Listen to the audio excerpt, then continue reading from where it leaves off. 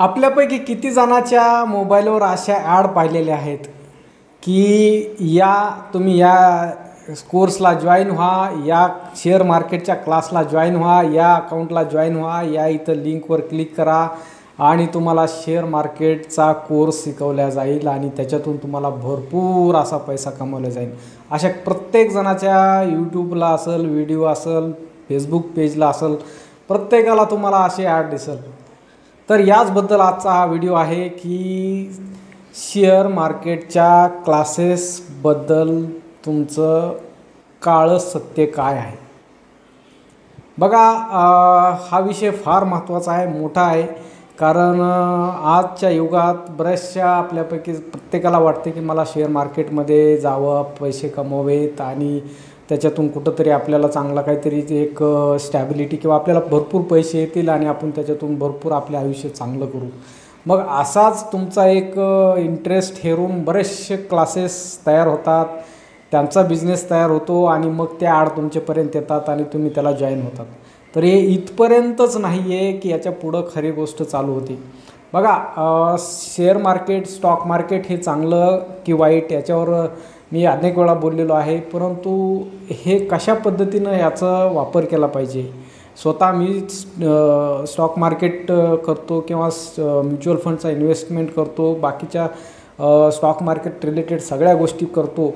परंतु याचा अर्थ हा नाही की मी 50-100 लोकांना एक ग्रुप करून त्यांना शेअर मार्केट शिकवतो आणि त्यांच्याकडनं फीस घेतो आणि त्याच्यावर माझा उदरनिर्वाह चालवतो. हा गोष्ट नसावी. तर हीच गोष्ट मार्केटमध्ये आहे. जो क्लास घेणारा आहे, जो तुम्हाला शिकवणारा आहे, जो तो सांगणारा आहे की इथं घेतलं, इथं विकलं आणि त्याच्यातून मग तुम्हाला भरपूर फायदा झाला आणि प्रॉफिट झाला, असा आत्ताची एक रिपोर्ट सेबीने सांगितलं आहे की 10 लोक जर तुमचे शेअर मार्केटमध्ये इन्व्हेस्टमेंट करत असतील, ट्रेडिंग करत असतील, तर त्याच्यातले 8 लोक हे नुकसान करतात. मग एवढे लोक क्लासेसवाले असून, एवढ्या गोष्टी असून हे असं का होतं. तर याच्यासाठी सगळ्यात महत्त्वाची गोष्ट आहे की जो क्लासेसवाला आहे, जो ज्ञान देणारा आहे, तो का क्लास घेतो, हा सगळ्यात सुरुवातीचा महत्त्वाचा प्रश्न आहे. शेअर मार्केट, स्टॉक मार्केट हे एक मोठा समुद्र आहे.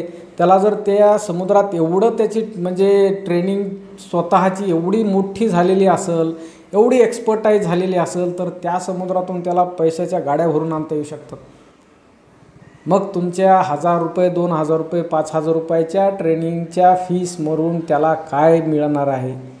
तर सगळ्यात प्रश्न इथंच सुरू होतो की तो जो शिकवणारा आहे किंवा तो जो क्लास घेणारा आहे किंवा तो जो यूट्यूबर आहे, तो जो तुम्हाला शिकवणार आहे किंवा त्याच्याकडनं जे नॉलेज घेणार आहेत किंवा तो जो काय करणार आहे, हे त्याला तरी सगळ्या गोष्टी म्हणजे तो सुद्धा प्रॉफिट कमवू शकतो का, हे सुद्धा चेक करावं लागेल. सगळ्यात म्हणजे एक गोष्ट सांगतो की ज्या क्लासवाले असतात, जे यूट्यूबर असतात, 5, 10, 15 वर्षे किंवा 2-4 वर्षे ट्रेडिंग करून जेव्हा त्यांचा लॉस अशा लेवलला जातो की तो तिथून त्या ट्रेडिंग करून ती मार्केटमध्ये गुंतवणूक करून किंवा त्या स्टॉक मार्केटमधून एवढा लॉस झाल्यानंतर त्याच्यामधून जेव्हा त्याला रिकव्हरीचा संकेत मिळत नाही, तिथून रिकव्हरी होण्याचे चान्सेस वाटत नाहीत, तेव्हा तो हा मार्ग अवलंबतो की तुमच्याकडनं मग फीसच्या स्वरूपात त्याचा ट्रेडिंगचा लॉस भरून काढतो.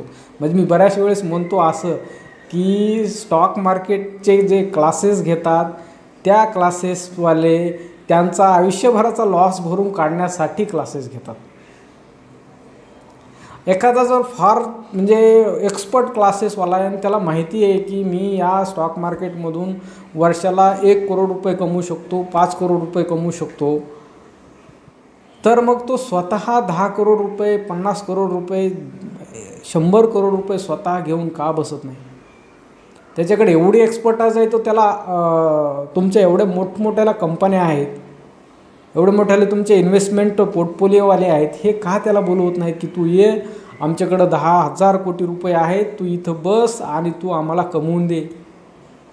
म्हणजे त्याला तेवढ्यातून त्याला करोड रुपयाची फीस मिळू शकते, त्याला तिथं पगार मिळू शकते. मग तुमचे 5-50 हजार रुपये घेऊन त्याचं काय होणार आहे.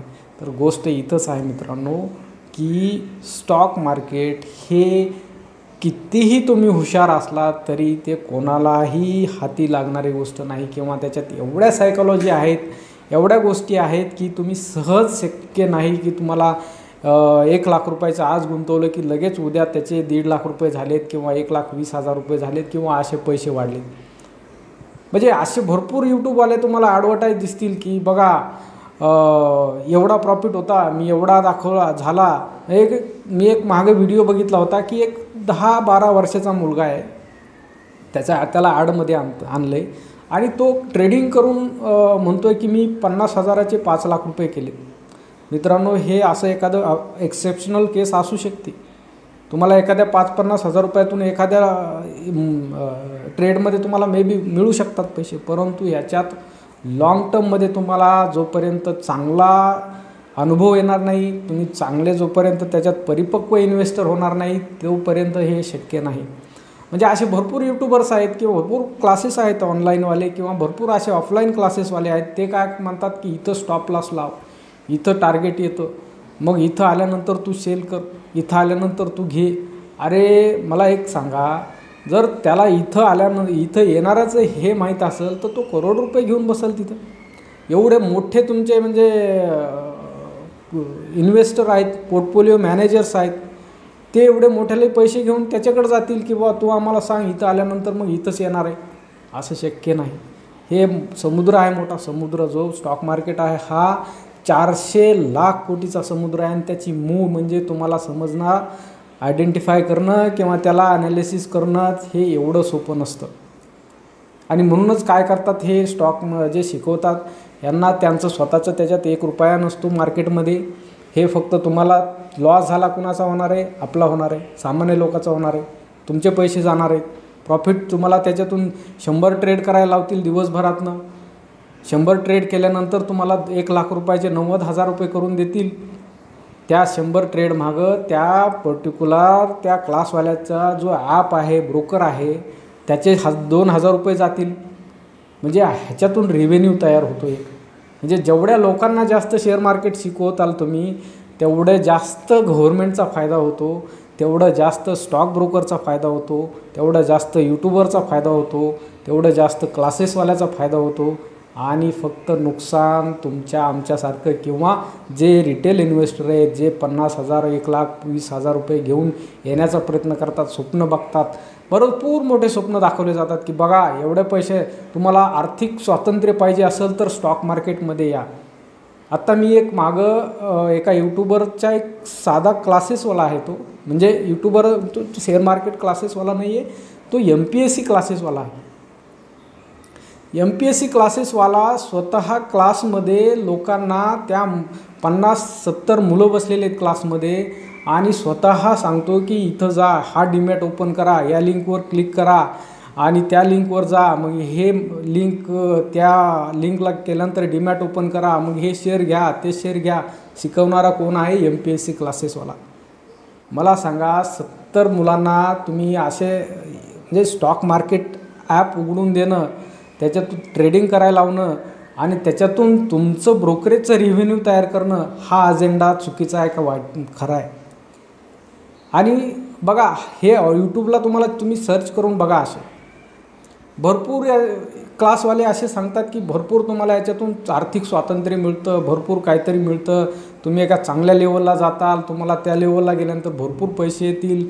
परंतु जर असं असतं तर जे तुमचे मोठमोठे फंड मॅनेजर आहेत किंवा ज्या मोठमोठ्या कंपन्या आहेत, जे मोठमोठ्या बँक आहेत, यांचे करोडो रुपये घेऊन त्या क्लासेसवाल्याकडे गेले असते.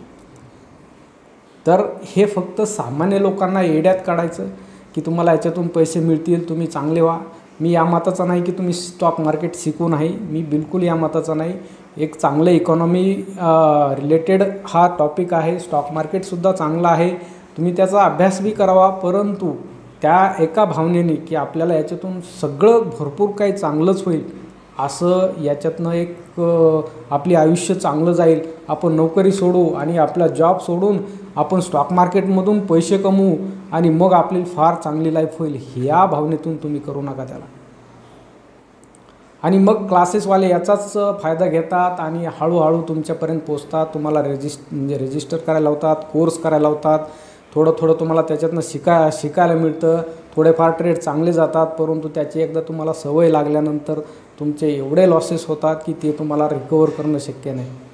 छोटे ऑप्शन्स घ्यायला लावतात, 100 रुपयाचे 200 रुपये होतो असं म्हणतात आणि याच्यात साधे लोक, सामान्य लोक, नवीन जे यंगस्टर्स आहेत ते मोस्टली याच्यात अडकले जातात, फसल्या जातात आणि याच्यातून मग फ्रस्ट्रेशनमधून ते बाहेर येत नाही.